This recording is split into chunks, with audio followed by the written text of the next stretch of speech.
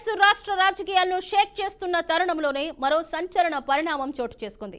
మాజీ మంత్రి ఎమ్మెల్యే హరీష్ రావుతో పాటు టాస్క్ ఫోర్స్ మాజీ డీసీపీ రాధాకిషన్ రావులపై తాజాగా పంజాగుట్ట పిఎస్లో కేసు నమోదైంది. సిద్దిపేటకు చక్రధర్ అనే వ్యక్తి ఇచ్చిన ఫిర్యాదు మేరకు పోలీసులు హరీష్ రావు, రాధాకిషన్ రావులపై పలు సెక్షన్ల కింద కేసులు నమోదు చేశారు.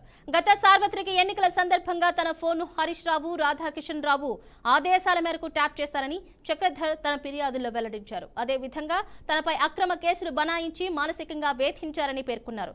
తన కుటుంబ సభ్యులను కూడా భయభ్రాంతులకు గురి చేశారని చక్రధర్ పోలీసులకు ఇచ్చిన ఫిర్యాదులో తెలిపారు. ఈ మేరకు పలు సెక్షన్ల కింద హరీష్ రావు, రాధాకిషన్ రావులపై కేసు నమోదయ్యాయి.